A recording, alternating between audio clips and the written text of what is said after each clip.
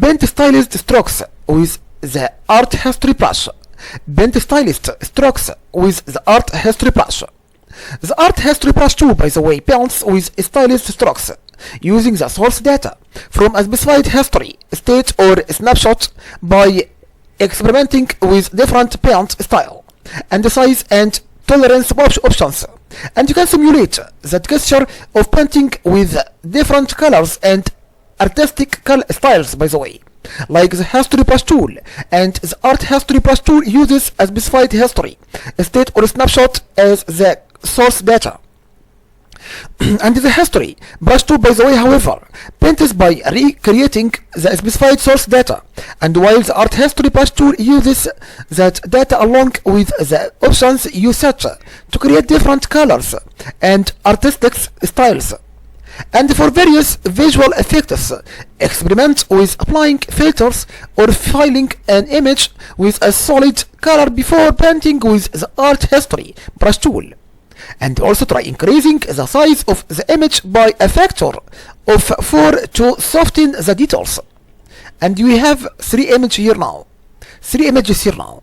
Example for using the art history brush tool. In the left side, A is meaning original, and in the middle side, B is meaning using a small brush, and in the right side, C is meaning using a large brush.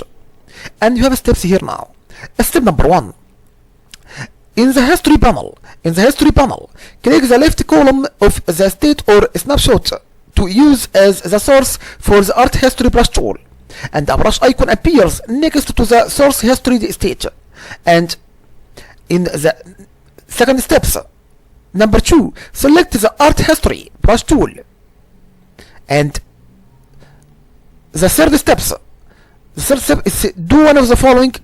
Number 3, do one of the following in the options bar. Choose a brush from the brush presets picker and set brush options. And after that, choose a blending mode from the mode menu. And choose an options from the style menu to control the shape of the paint stroke.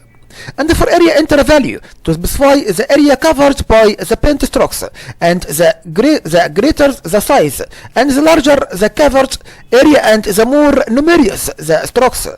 And for tolerance, enter a value to limit the regions where paint strokes can be applied, by the way. And a low tolerance lets you paint unlimited strokes anywhere in the image, and a high tolerance limits paint strokes to areas that differ considerably from the color in the source state or snapshot. And step number 4, click and drag in the image to paint.